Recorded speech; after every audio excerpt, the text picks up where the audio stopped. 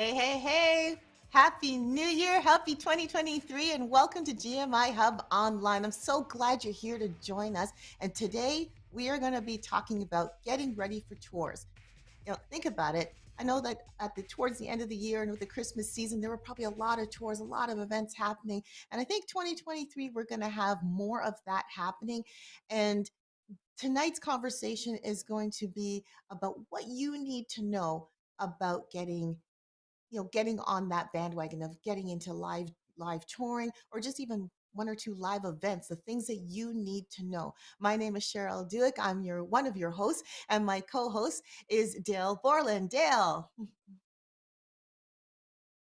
who needs to unmute his mic. It's funny because I do that all the time. I want to thank you very much for tuning in, GMIHub Online. It's great to have you with us. If this is your first time joining us, thank you. That's really cool. Don't forget to hit our subscription there and the notification bell. You'll get a notification the next time we upload a video. And we want you to also feel free to leave a comment. If you leave a comment, that helps to add to our conversation.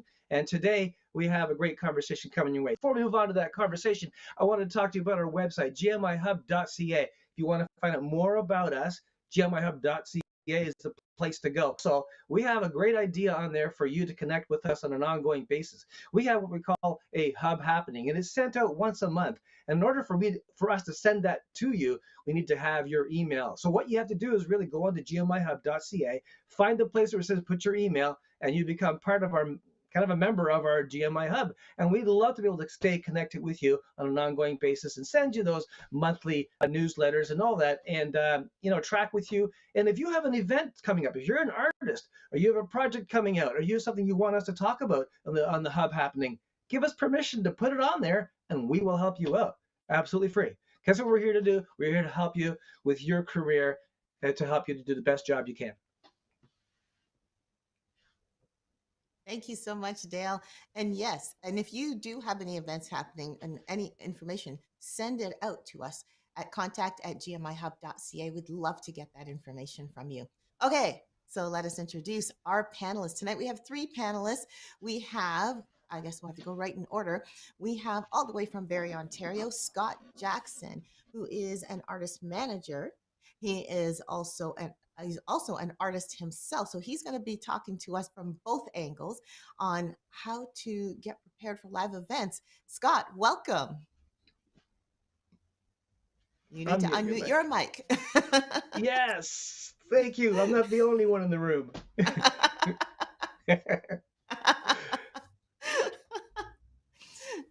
Is that working now? Next to Scott. There you go. Awesome. Have we got you, Scott? Testing. Yes. Hello. Awesome. Perfect. Next, we have Jeff Sneyd. Jeff is a production manager, stage manager, and lighting designer for lots of different shows. He's been on tours with some big artists, which I'm going to let him tell us about. But I am so thrilled to have him here.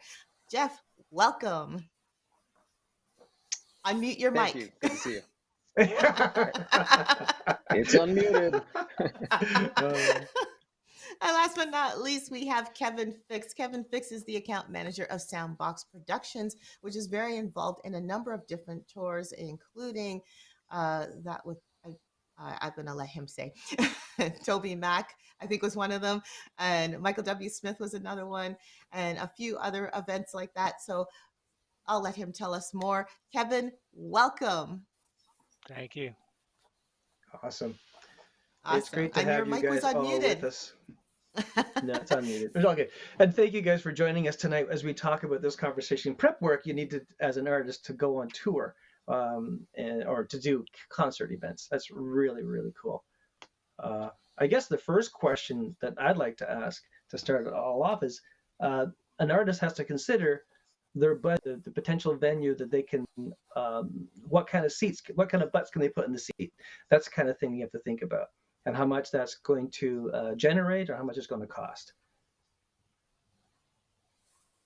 Is that a question or a statement? Well, I guess it's a statement, but hopefully it leads to a conversation.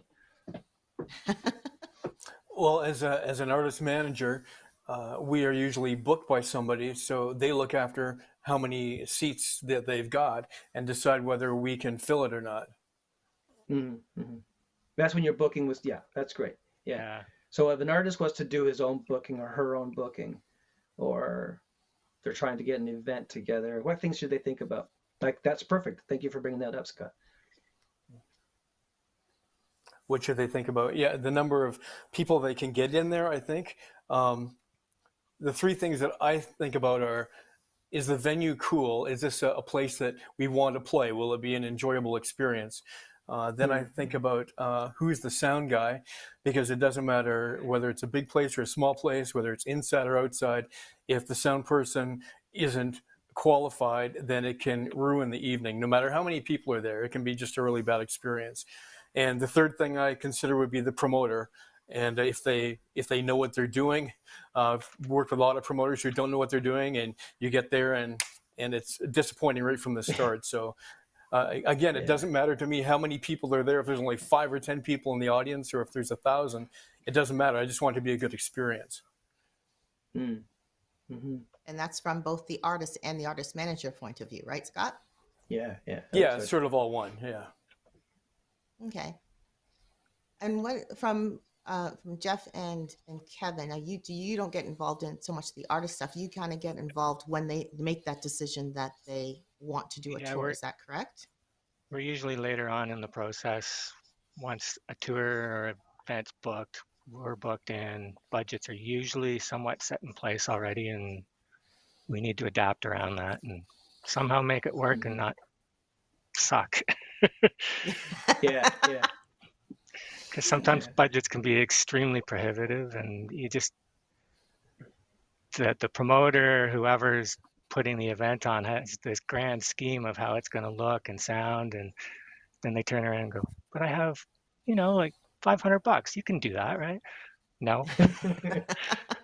So obviously budget is key, obviously. Yeah. Okay, so I mean, there is one point that I think Scott has mentioned that, and actually Dale kind of alluded to as well, is butts in seats.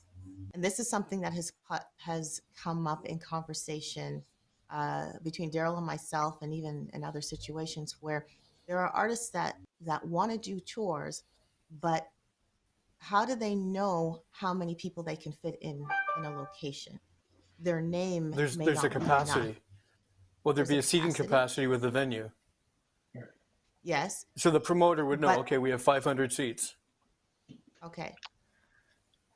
And so generally, go ahead. Go ahead. I think the question is how would they guarantee any butts and seats? How could they make sure they are able to do that? Generally, that's marketing of the band, though, really, isn't it? Yeah, marketing. No, sorry, Good, yeah.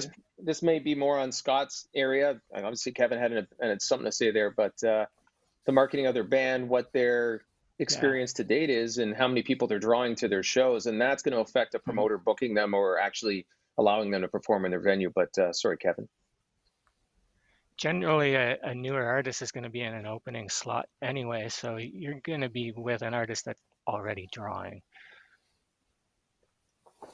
And that's a good point too. Is actually joining with another artist that's already established. That could be a very good point too, to take that into consideration. That's a great point.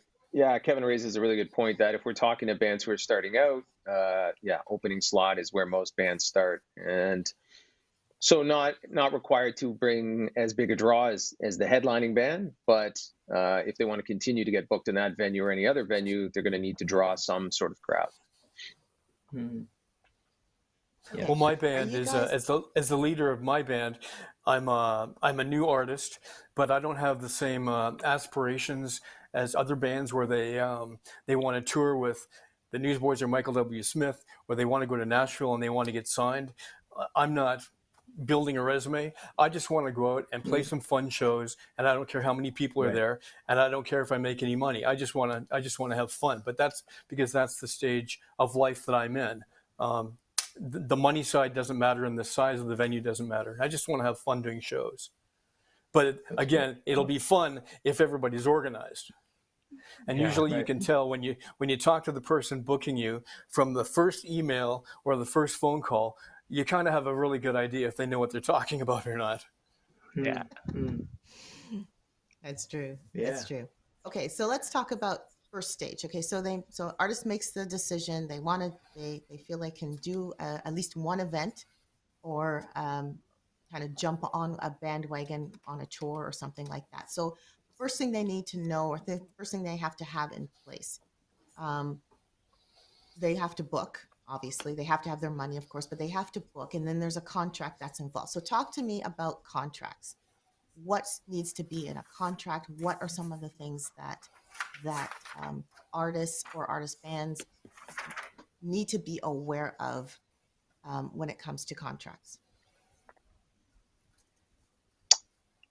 Who wants to talk? I can only speak to, I work with a few booking agents and event producers, festival producers, so I get to peruse contracts here and there, and I'm sure both Kevin and Scott can elaborate here, but what my 2 cents on a contract is an artist manager and or booking agent, probably, maybe you guys can actually clarify this for me, who would draft that up, but you wouldn't want a band to be drafting a contract, especially if they're inexperienced. And on a small scale show, it might not be as critical, but still good to cover the bases, and that grows as your shows grow.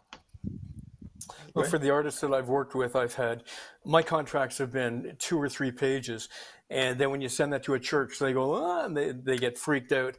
So then I kind of dumped it down to the absolute essential stuff, kept the wording really, really short and simple and friendly, tried to make it sound not legalistic so they didn't get into a panic. But the things that I would look for would be, first of all, how much is the band getting paid? So I have an idea in my mind of how much that I would like to get. Then I factor in the travel expense, like how far I'm going, how many vehicles are going to need gas to get there. If there's overnight accommodation, then I would put that in the quote. And then I want everybody to be fed, so I would have that in the quote. And so that would be the very basic contract that I would use. I have to have all those things in there. And then I think it's reasonably complete. It's complete once they email back. So I want them to sign the contract, or if that's too much work for them, because sometimes in the church it's too much work, then just like email me back, okay, and then that's good enough for me. Okay. So that means they're okay with the contract agreement and they're good to move on from there. Yeah.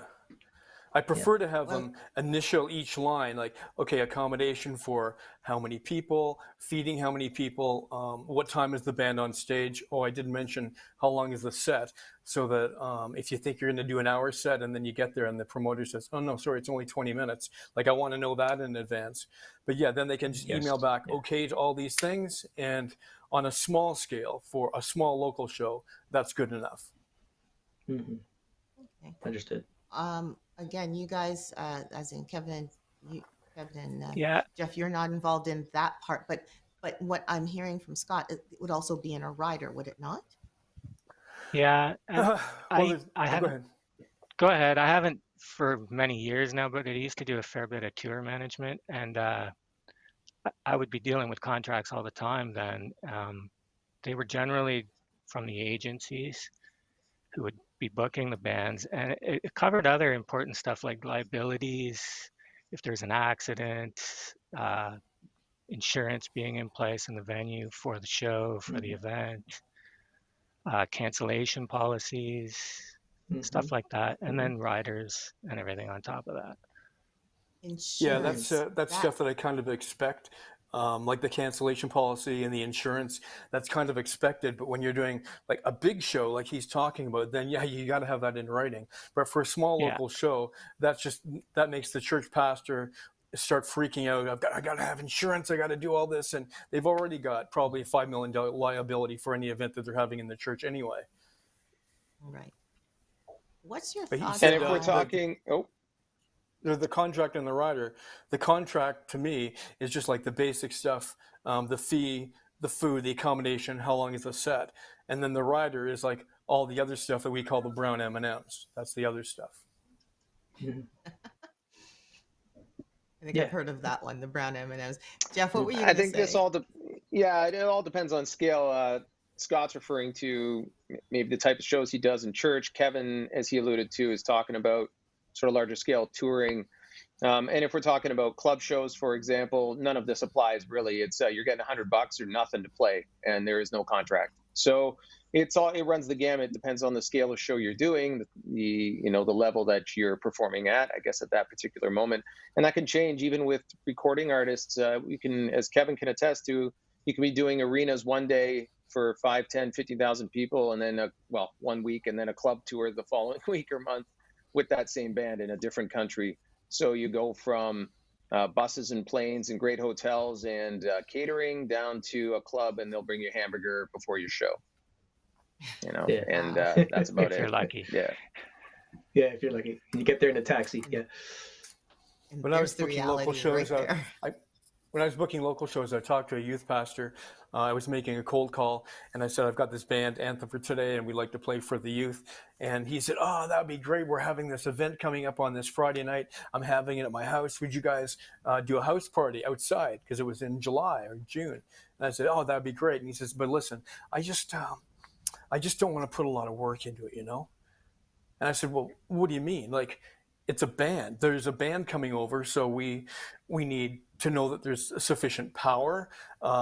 We want to be fed. We want to know what time are you going to be there to help us in case we have questions. And he's like, yeah, I just don't want to put a lot of work into it. And so that was the first phone call, and I said, I don't think we're the band that you're looking for right now. So as soon as I hear somebody doesn't want to put a lot of work into it, then they're not going to look after me once I get there. So I don't want to go. Yeah. It's all about realistic expectations. And I think that's exactly what you're saying. Yeah. And that kind of is a broad brush for all event planning. You have to get that expectations reality check and make sure it actually can be done before you go ahead and put it. That goes both ways, though, as Kevin can attest to as well. And again, sorry, I don't mean to exclude Scott. Kevin and I probably live in a more similar realm here, but it goes both ways. We end up with artists, maybe new, maybe not, that have high expectations and show up on an event that, for whatever reason, that promoter is doing, let's say, a smaller show, but a larger artist has shown up, and their management and agent have agreed to that, and they expect X, and we can only deliver Y. And so, managing expectations is a large part of all of our jobs, but on both sides, artist side and promoter side. Yeah, absolutely. I get all those fears out of the way. When the contract is being designed, I have a checklist. I'm the king of checklists. So I go over the checklist to make sure I know everything that I need to have in the contract. And then once that's signed, then I have their agreement. But people tend to forget things. And so a week before the show, I do what we call advancing.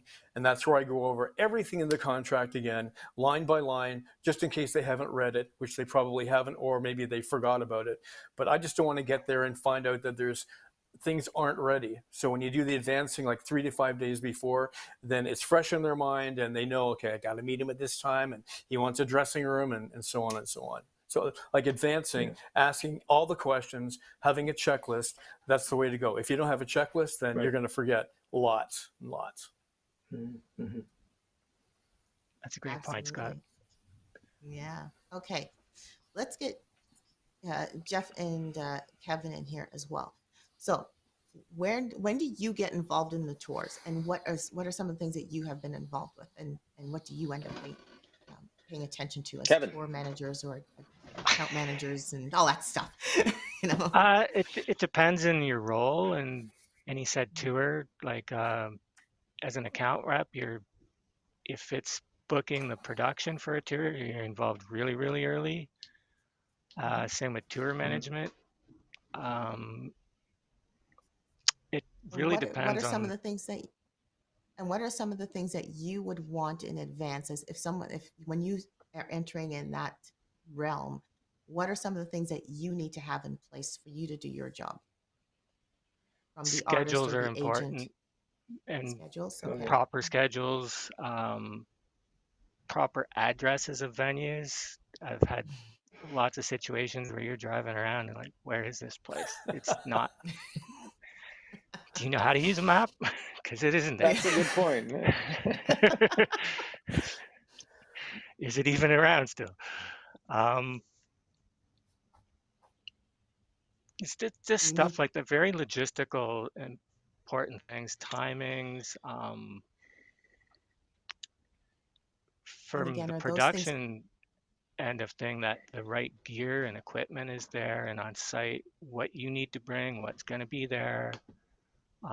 Is there backline provided, which backline refers to all the drums, the band's instrument, guitar amps, keyboard, stuff like that. Is that provided, or are we expected to bring it? And getting all that stuff organized ahead of time takes so much stress off on the day of. So you're just not freaking out, oh, did I bring this, or was I supposed to bring that, or you, or get that all figured out way ahead of time. It's going to I That's know save a sometimes so there's much some of those grief. stories. yeah, it's a good point. Again, Kevin could probably tell you tons of stories of this, but artists not bringing everything that they need. So obviously instrumentation, most of the time, again, we don't know what type of artist we're talking to here, but assuming you're not getting on a plane and flying to Australia, you're carrying your instruments with you. But guitar players forget their patch cords all the time. Drummers forget their carpet all the time. Hour bars, extension cords, have everything. Be self-contained. A friend of mine who is a guitar technician with some huge names said when they went to Europe, they were so prepared they'd carry their own transformers, they carry all their own cabling, so they could walk up to the festival stage and go, here, plug in. Not only that, but they actually had at a larger scale level, in the big world, they have redundancy, so double everything, double guitar amps, double ear racks, double, list goes on and on. So being prepared equipment wise, and as Kevin says, backline, if you're flying into a show or showing up at a corporate event where they're providing backline, which is the musical instruments, you want to ensure that they know what they need to provide for you, that they have a list of your equipment that is up to date. And to elaborate one more thing, stage plots and input list is critical to guys like myself and Kevin. Stage plot showing what your band looks like on stage, and the input list is, all the channels of your instrumentation. That goes to the audio technicians, the stage manager, etc. Awesome. There's also a really strange phenomenon in our industry that it seems the sound company and the band never have the right input list and stage plot. It's never accurate. It's never current. Wow. Even if you check with the local guy yourself when you're the touring guy, and you're like, yeah, it's this version, it says this, and then, yeah, that's right. And then you get there and it's changed. Yeah, all the time, because the agent has an old one and just keeps sending it out with the old contract, and the band's updated it 3 times since then. Always happens. And so as Scott was saying, advancing is a critical part of what we do. And, Kevin and I do this kind of thing on the production side, opposite of, say, Scott as an artist manager, and try to reconfirm that we have the right input lists and stage plots, among other things. I've sent out stage plots for just about every show. And of course, it depends on the sound guy. If it's a professional sound guy, they appreciate it. And if it's a church sound guy, they don't even look at it. And then they ask you questions. So how many mics do you need? It's all on the tech list, but they don't look at it. So you kind of have to, there's not much you can do. You just kind of have to roll with it and hope for the best. Absolutely. And a lot of churches have very limited production available too. Yeah. I like it when they say, yeah, we just got all new stuff. We have state-of-the-art equipment, and it's not state-of-the-art. Or if it is, they don't know how to work it. Yeah. Oh my goodness. So that raises one good, really quick, is be prepared to adapt. Our business is constantly changing and different every day. Yeah. Now, just for fun, Scott, you suggested advancing, say, about 5 days before an event. Is that correct? Yeah, about 5 days. Yeah. Okay, for me, that's 5 days. I like that. Okay, so Jeff and Kevin, for larger events, is 5 days a good amount of time for advancing? No. No. What would it be for in a larger event? Just out of curiosity. A month? It depends on the size of the event. Like years ago, I did some pretty large scale touring, and generally, because once you're on the road, you are so busy, you try to advance everything before you even leave. But it's a big game of waiting to hear back from people, and some people are really good at it, and some people Yeah. really That's don't right. communicate well. And sometimes you don't get a hold of people till you get to the venue. You're like, oh, cool, it is here. We Wow. do have a show today.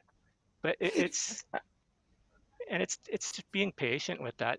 But on the same realm, on those larger tours, I would always call the venue a couple days out from each, just to double check, go over like a bullet point list.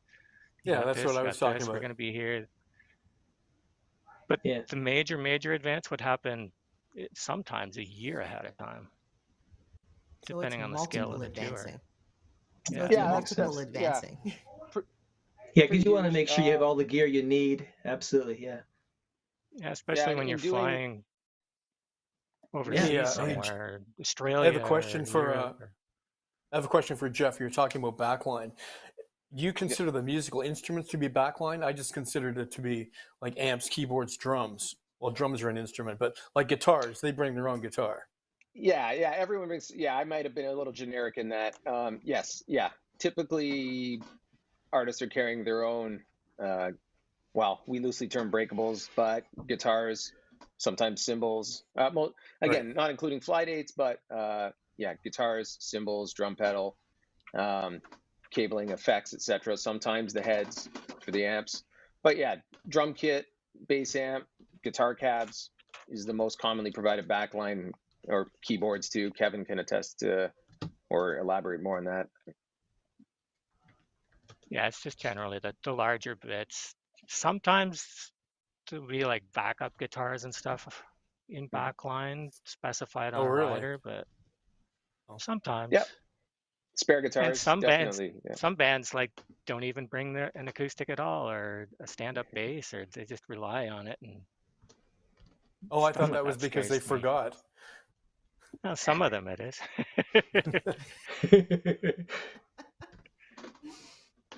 I did a Okay. festival this summer where it was predominantly Canadian bands, but one act was American, and they travel with everything, absolutely everything. But we did have an occasion, forget if it was that artist or a previous year, but their one main special keyboard had broken down 2 nights before the night before. Can we find one? So we have to go to the backline company. Can they get that keyboard and bring it in? And that's a cost and a cost to the band. Right. Oh, it's charged Something back that- to the band. Yeah. If it's specific Wow. to them and it's not in their contract, yes. Yeah. I guess that's Wow. something else to talk about. Who's responsible for what when something goes wrong? And it was that, and also way back in the conversation you mentioned about insurance, and that's something I wanted to bring up too, because I know that there are venues that will say that the artists or the bands have to have their own insurance, Yeah. not depend on just the venue to have the insurance or the promoter to have the insurance, but the actual artists or the artists or the bands, they all have to have their own insurance. Now, do you find that now more so as you're dealing with events, or no? What kind of insurance? Like everybody would have theft insurance for their instruments. Mostly liability. Yeah. Mostly accident, liability. Yeah. Yeah. The way it was explained to me was, for example, if it's an artist that say the music they have is going to cause the crowd to jump around and have a lot of fun and throw things or whatever the case may be, that the artist needs to have insurance to cover any liabilities in case someone in their audience gets hurt or something to that effect. Yeah. That's the I think biggest that's thing. the venue, isn't Personal it? safety. Isn't that up I to the think at promoter this, to have? Yeah. I think It's at this stage of the become game, it's everybody, right? Yeah. it's become very gray anymore. Hmm. All Everyone just parties are going assumes to be named anyway, right? Sorry, yeah. Kevin. Oh, don't be sorry. So hey, Cheryl, just in case for January 30th, you probably want to have a lot of insurance because one of those bands can really rip the place up. Stage warned you. diving and all that. Yeah. Speaking of the 30th, why don't we talk a little bit of that? At the end of the 30th, this is great, the end of January, we got an event coming up and we want to invite you to it. Scott and his band's going to be at the 8th line, and we're going to have a few other artists there, and we want to make sure that you have an opportunity to come and see this live event. It's an in-person event, so you're able to come into the event, 3434 Cawthra Road in Mississauga, and it's going to be starting at 7 p.m. there, and we want you to know, $10 tickets in advance, 15 at the door. It's going to be an amazing night. We got 4 artists. We're going to rock the house. We're going to have a great time, and if you're with us, it'll make it that much better. That's right. That's right. I just saw that ad, and there's actually been an additional artist added. It's not just 4 now; it's 5. We have another artist actually coming in from Hamilton called Gospel Jungle. They are a Christian folk rock kind of a duet band, and we're excited to have them join us as well. So we'll update that, but definitely it's going to be a fun night, and you'll have a good show. And yeah, you got to come and experience it. It's for the experience. Come. Yes. Okay, back to this conversation. I mean, there's some other questions I'm wanting to ask about, and yes, I'm glad that our tech person has basically said like and subscribe. I love it. Okay, some of the questions that I was thinking about as well is industry etiquette when dealing with tech venues, production managers, and promoters. Are there things that artists and artist managers, for example, should what's proper way of interacting, dealing with, working with everyone else that's involved in the event itself? I know that's a big, broad question, but Yeah. I guess, for example, go ahead. You had someone wanted to say something. Well, I was just thinking, it's a professional etiquette is a really across the board. You're thinking about just making sure that you're recording. I don't know what you're asking. Do you mean by that question? Well, Yeah. I got some ideas. Oh, you do? for it, Jeff. Well, that's great. Let's try this conversation. Yeah. Let's go. Let's go. I read your sort of summary of what we're going to be talking about, and I thought about it. A few things that, again, this is more from probably Kevin and my side. Being in a venue, be it in a club, a theater, an arena, whatever, being on time is critical. From load in, sound check, show time. We unfortunately see it a lot. People being it, and all types of artists, from starting out to been doing it for 20 years. People late for all these different things, and guess what? That makes people like us wait, our entire crew wait, who end up working 16-hour days, who need to get a dinner break, who need to finish their day. They don't want to wait around. And when they wait around and they know who it is, they start pointing fingers and they start getting not so happy. So being on time for all of these things, for your load in, for your sound check, is critical. And if you're an opener and you're late, you're not likely to get that open slot again for somebody. They're going to remember, hey, that band's always late. Don't hire them again. Right. If there's a road manager, if you're an opening, right. If there's a road manager, do you find the guys get there late? If there's a road manager, does the band arrive late, or does he look after things? Sometimes. It depends. Yeah. Go ahead, Kevin. Yeah, I was just going to say that bands, whenever they are opening, they from being in the industry for as long as I have, I see that if any band goes over their time, that's also something that puts a bad mark against them as a performance band, because the bands that's on after them has a certain amount of time, and now you just cut into their time, because the main act has a certain, and that it can really burn bridges. I did a New Year's gig in Vegas years ago, and the opening band wouldn't get off the stage and played through the New Year, which the headliner was supposed to do. Oh, it turned into a fiasco. That's brutal. That's a good way to never get hired again. Plus, exactly. In the larger scale of things, there's cost ramifications when you go over curfew time and you have union crew, stagehands. The bill starts to increase. There's fines and all these kinds of things in venues for going over. So though as an opener, you might not consider that there's a cost involved. Right. And the Yeah, but promoter that is a consequence. definitely I totally considers agree it. with that. But I'm thinking my side of it is courtesy. You have like I Mhm. know there's guys who've been doing it. I know friends of mine are in a band. They're really huge, and whenever they're asked to open, they always undercut their time because they know what it's like to be a headliner, and then Mm. they understand the ramifications of that. Plus, it makes them look good in the eyes of the band that's they're opening for, and then they make it opportunities for gigs. If you're in a band and you have an opportunity to open for a larger band, please undercut your time, do them a solid. And be nice, be humble. Yeah, No absolutely. matter how big you get, there's always somebody bigger. People come in Well, and they're just plain nasty sometimes, and you're just like, really? We're all here for the same purpose. Like, Right. There's no need for that. Absolutely. We've booked a lot of Yes. bands. Our radio station has brought a lot of bands to town from Nashville, and a lot of those Nashville road managers who are also the sound guy, like they're really really nice, but everything's going to go their way, and whatever you ask Hmm. of them is like, yeah, no problem. They don't care. They do it their way. Like we would send our DJ up on stage, and the DJ's mic isn't on. It's like, hey, can you turn his mic on? What? Oh, okay. Like everything is a bother. They start out being really nice, but everything is going to go their way, even though you're the promoter and you're paying. It's going to go their way. Mm. oh, wow. And how do you deal with people Yeah. like that? Yeah, that's questionable how you would You work with expect that. it. You just expect it. They're coming in from Nashville. Nashville's the center of the universe. Just ask any of them, and they'll tell you that. And so you just have to expect that. And if they're not like that and they're nice, and Right. I would say probably half of them that we worked with were really nice people. But if they're not, don't be Mhm. surprised. Right. Well, I think there's one proactive way of dealing with that. Make sure you come in with a coffee for them or a hot chocolate or something.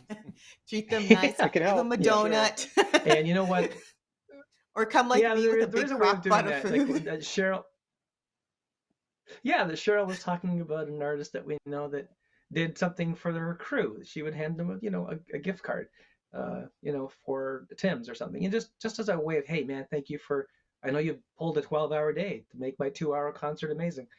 There's little things you can do as an artist that really helps the whole environment, not just the booking agent and the band, but there's so many people involved in a production like that there's lots of ways that an artist can be very creative about There can, gaining respect. yeah, those tokens of appreciation are certainly nice. But I think the stuff like what Kevin was saying, have a good attitude, as we were discussing, Hmm. being prepared, staying on time, all those kinds of just respecting people's time is huge. Yeah. Being prepared, having all your stuff. Technology, we haven't talked about sound check. Sound check's not a rehearsal. Sound check is sound check. Do your one song, maybe Yes. two, depending on whatever the sound guy tells you, and get off the stage. Rehearse in your rehearsal space. Exactly. Don't rehearse And on that a brings me concert stage. that brings me to day of show checklist with your run sheet for the day, having that sound check in that, and all those things that are happening the day of, that has to be adhered to. Timeline. Who's Yeah. responsible What for kind the of show things? day? What? Who's responsible Yeah. for Let's that? look at the So list. Who does tour that? manager, usually tour manager. If it's a festival stage manager, production manager. If it's a club, then it would be the club itself, whether that's typically the booker. They don't have their own TDs and stage managers usually, but yeah, those kind of day sheets, things like that. But yeah, you want to pay attention to that and make sure you stick to it. Yeah, I'm doing it on a much smaller scale, but I do a day sheet. And I have a minute by minute breakdown that says when the sound check is, when load in is, when dinner is, when stage time is. yeah. Also on my minute to minute, I have a pre-show checklist. So when I get there, I have to make sure all these things are done.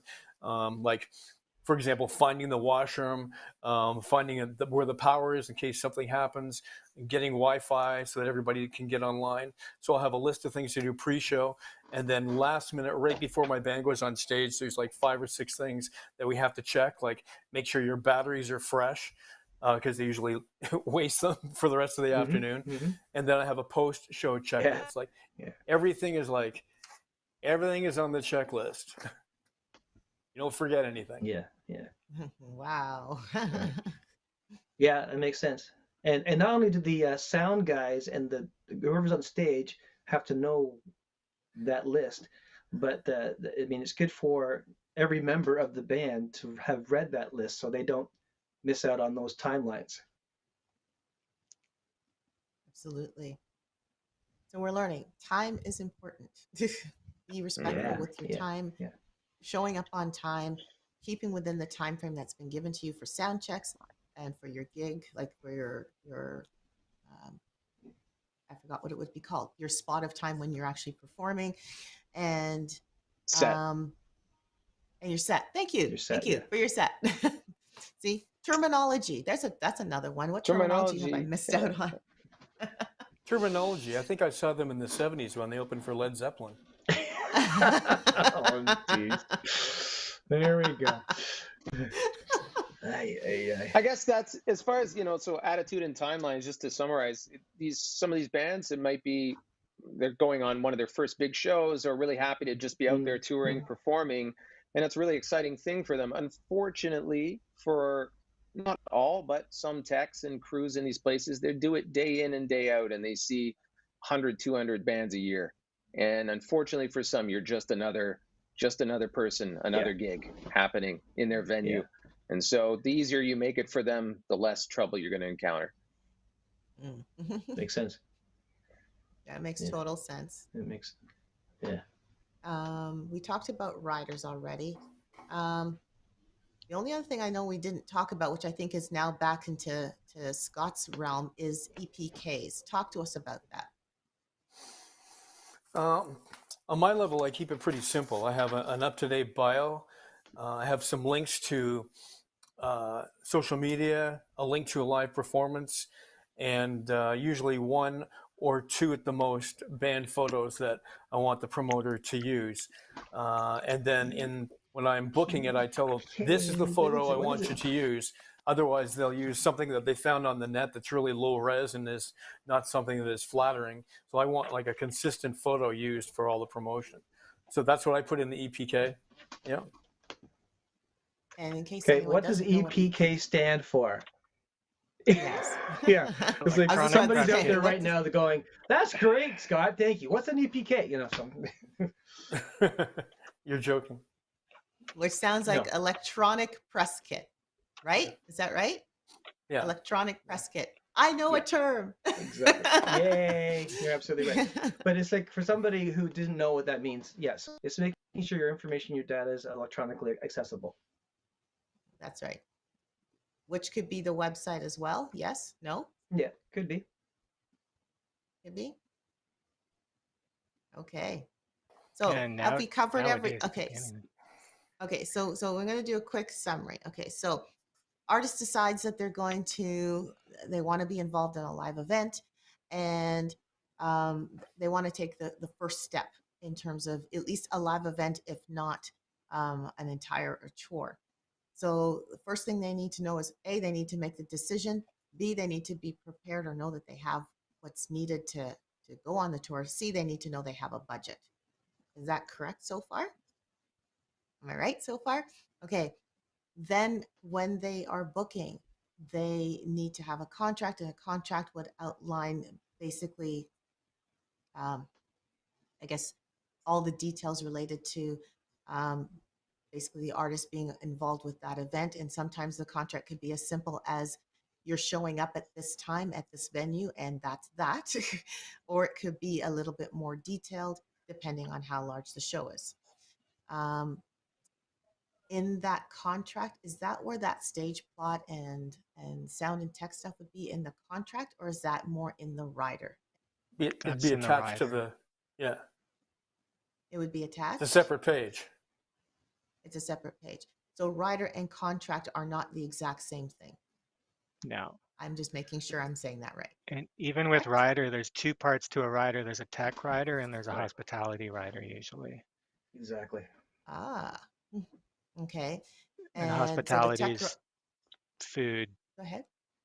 some bands have specific things for the band and crew when they arrive, for lunch, dinner, and that's all laid out in the hospitality end, in your dressing room, what's going to be there, what you need on stage, water-wise, etc., towels. It's usually in the hospitality side, and then on the tech rider is just that. It's all tech, sound, lights, video, input list, stage plot requirements, etc. All the requirements. Yeah, exactly. It's cool hearing you say all that because I'm doing all that stuff, but hearing somebody else say this is how you do it, it's kind of affirmation for me that I'm doing it right. Of course you are, Scott. Yeah, exactly. That's good. Awesome. But the difficulty is when, like you've described, the riders and the contract, but when the promoter is like the pastor of the church, they don't really understand it. They don't really pay attention to it.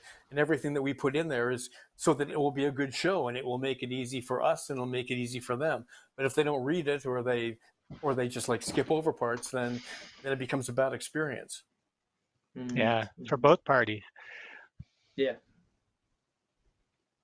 For all parties, because then the audience sees the result at the end of the experience. Yeah, they suffer too. Yeah, absolutely. Okay, so I that was one of my questions about the difference between a contract and a rider, or if there was a difference. So thank you for clarifying that. Cheryl, I have a show coming up on January 30th, and I'm thinking I might update my rider when I get off this little Zoom here. I'm going to update it. Yeah. Yes, it will need to be updated. My friends here have given me a lot of really good ideas. So yeah. What was that? You awesome. said towels, right? Towels? Yeah, there you go. Oh, boy. Well, I have a funny story about a writer. I've heard this. I've not personally experienced it, but that there was a writer with an artist, and I don't know who the artist was, but they literally put on there that they wanted boxes of Smarties and they wanted all the red Smarties removed. It was the brown ones. Yeah, we just talked about that. Brown M&Ms. It was Van Halen. Oh, it was Van Halen? Van Halen. Brown M&Ms. Yeah. And I was like, what was the story behind that? Like, why did he do that, or they do that? You do that to see if people actually read it. Yeah. Oh, really? If they take care of the brown M&Ms, so everything else is taken care of. Yeah, but if there's no brown M&Ms, then they've actually read everything else. Well, what doesn't make sense is the band gets to the dressing room, the brown M&Ms haven't been removed. It's already the day of the show. It's too late to fix whatever wasn't prepared anyway. So not only do you not have your M&Ms, but you don't have the lights and you don't have the fog and you don't have all the other stuff. It's too late. But that's why their mindset bands have behind those weird little things in riders is just to see if people actually read it.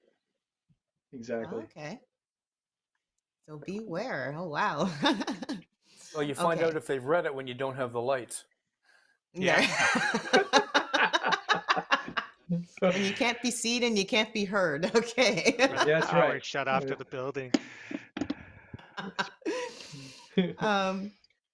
But I guess one thing, Cheryl, to keep in mind is that against artists starting out, not a lot of this is applicable, right? Riders and things like that, and in-depth contracts just not applicable to them. Right. That makes sense. The reason why I do it with local bands is because they really don't have a clue what they're doing, and I want them to have a good experience. And I'm a fairly good organizer, and I like doing it. So I've hooked up with bands who become friends, and I can speak on their behalf. And then they go in there and they feel like rock stars because everything's been taken care of, and they have no clue about all the things I've been doing. But I get a rush out of doing it, so that's why I do it. Well, you're a manager that's taking more initiative than some. I'll use the word some. Yeah. But we see it a lot, where it's not all taken care of like that. So good on you for doing that, and making your artists look good and be prepared and feel good about how taken care of they are, because it's not as common as we'd like it to be, meaning 100%. I would take my band to a local Christian school or an out-of-town Christian school, and they'd be playing for maybe 400 kids. So everybody arrives in the parking lot, like at 2:00 in the afternoon. And what used to happen is they would all go in, and they're all kind of wandering around the halls. Sound guy's over there, the bass guy's over there, and it's like, hey, does anybody know where the washroom is? There's like 8 people asking people where the washroom is. So now what I do is I say, you guys stay in the parking lot. I go in and I say, where's the washroom? Where's the green room? Where's the power? Let me meet the sound guy. And then I become 411. And then they all just come to me. And that way, my guys, my band aren't bugging everybody in the venue. And that's Well, a at that typical point, you're a role of a tour manager, yeah. Yeah, yeah, I'm a Yeah, tour you're doing that manager as too, well. yeah. Yeah. That's a question I guess we haven't touched on, Cheryl and Dale, is that staff-wise, and again, starting out, maybe not applicable from a budget standpoint, but when you get to that point, things like a manager, like Scott, or a tour manager, etc., these kinds of things become necessary as you move down the line. Yeah. And usually in a smaller band, it's a member of the band is appointed that role, because no venue or promoter wants to talk to all 5 or 10 or 20 The most guys in their organized band. guy. Right, that makes sense. Usually, yeah. I had a Nashville guy. I went to a conference and he said, if you've got 50 gigs or less a year, you don't need a manager. You can do it yourself. The only exception would be is if you're not competent to do it, and then you have to have somebody do it for you. Yeah. And that's interesting. We know artists that have at one point in time did 200 gigs a year, and yet it seemed like they were doing it all by themselves. There's an artist particular that we know of that does really that, organized really guys. They're probably a Yeah. solo artist. They don't have a band, probably. Yes, definitely. Well, he did have a band. Deals with bands though, but does deal with instrumentalists and hires the instrumentalists to back him up. Yeah. With his shows. So he doesn't have a consistent band, I don't think. I think it's he hires instrumentalists behind him. But again, all that we're talking about is the stuff that I think that he deals with. So interesting, and does put on a good show. He does put on a good show, which is pretty cool. He does. In the church realm, that happens a lot too, where artists just play with the local worship band, backs them, and they rehearse for a day or two before. And a day or two? You see, or a minute or two. An hour. That's probably the reality. Yeah. Yeah. Okay, so we've talked about kind of booking, contracts, EPKs. We've talked about riders. We've talked about advancing. We didn't really talk about travel and agenda and a day sheet. And I'm going to ask about this because I know there's a day sheet. We've talked about show day checklist, and we talked by minute. Now, is a day sheet, in terms of comparing a day sheet compared to a minute by minute, is it just a broader version or a more generic version, and then it gets broken down into more details as we go from the travel through to day to minute by minute? Minute by minute applies to the concert realm. Not for me. Kevin? Yeah, it's mostly just a day sheet which outlines travel times, if there's flights involved, the flight numbers, stuff like that, sound check times. Okay. Yeah, minute by minute, or in our Kevin and I do AV on a wide variety of events, not just concerts. Minute by minute or cue by cue in a corporate setting is a different animal, but there really is no minute by minute in the concert realm.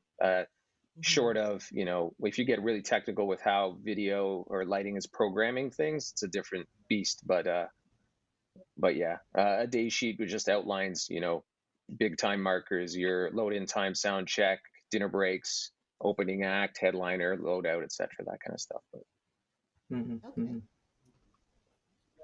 Okay. Is there, we've talked now for about an hour, so is there anything else that we haven't touched on that you would want to tell these artists or bands that they should know when it comes to preparing for a live event? Or maybe there's some that have already done this live event, but they've kind of, there's some other things they should know as not necessarily experts, but as they move forward in maybe going towards the tour side. What are some other things that may have come to mind that you think they should know?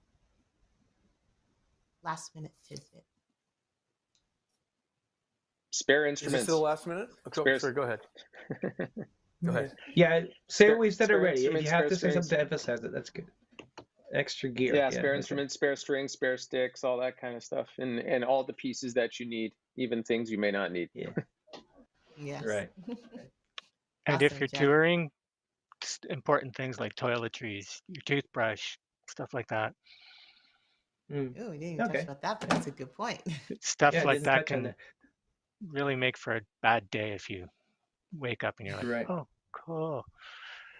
I need to find a store. And on a lot of big tours, you can't just leave because you're on a bus. You don't have a mode of Mm-hmm. transportation. You have heavy timelines that you got to be here, there, Right. and Yeah. that That can makes turn into a sense. big nightmare really fast. Hmm. Good point. Very good point. Mm-hmm. Cheryl, you Scott, said any last minute thoughts? prepare. Yeah, you said to prepare 3 tips. So I wrote down 3 tips. The first one is Awesome. Oh, you did. get it. Yeah, first one is get it in writing. The second one is make sure the sound guy is qualified. And the third one is advance the details so you know what you're doing. That's Awesome. great. That's great. Awesome. Yeah. Kevin and I are probably going to contradict one of those. Unfortunately, you can't control the sound guy. Every venue is different, and there's every level of talent. Particularly post-COVID, we're seeing brand new people who I don't want to say shouldn't be doing that, but out of lack of available workforce, they're just doing the gig, and they've seen a soundboard in a live venue a dozen times. It runs the gamut. There's people that are ultra qualified in venues, overqualified. There's people that are underqualified, and a whole bunch in the middle. And there's young people, old people, and everything. We see it all the time. We even see it with people we're hiring, and sometimes it just is what it is. So it's a nice idea. It's ideal. And to be honest, with Scott's wish there, to control that, you need to bring your own sound guy. And a lot of That's bands what can I do do. that. If I don't Yeah. trust the sound guy from doing the advancing, if I don't believe I'm going to have a good sound guy, I bring my own sound guy. So you call Kevin, or you call Daryl here, is in the background, not even on screen.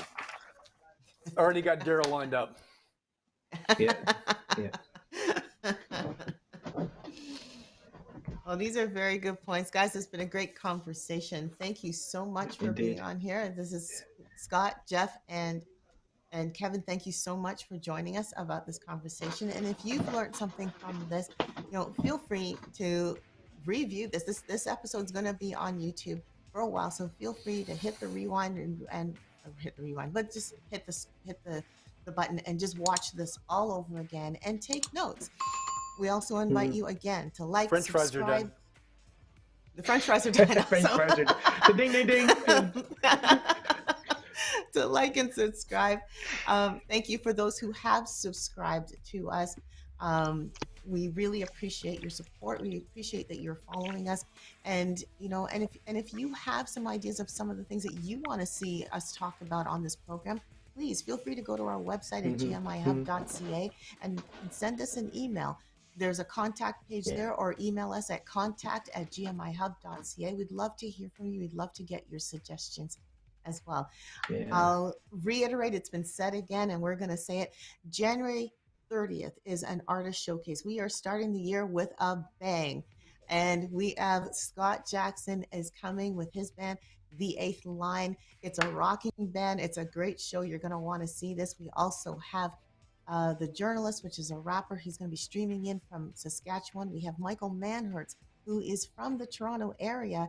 Awesome voice. We're going to love to hear from him. And we have Gospel Jungle, who's going to be with us in person. They're coming in from Hamilton. And we have Tootsie Williams, who's going to be streamed in from New York, and she's a gospel singer. So we're looking forward to having this session of great artists that are going to be joining us. We want you to join us as well. Please go to gmihub.ca to get more information on how to get your tickets.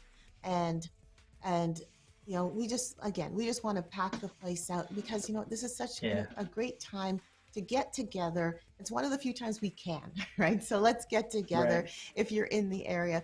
Now, the first half, the artist showcase portion, will be streamed on January 30th. So we do want you to tune in. Even if you can't drive to where we are, you're in another province, tune in on June the 30th and really support those artists that are going to be there. And Scott Jackson's we will be taping that and showing that at a later date, and we will let you know when that date is. But again, we just want you to enjoy. We want you to come and join us, and just have a great time. Yeah, thank you so much great. for joining us again. Thank you, Scott. Thank you, Jeff. Thank you, Kevin, and thank you for watching us. We will see you next time on GMIHub Online. And thank you, God Dale, for bless being you. a great host.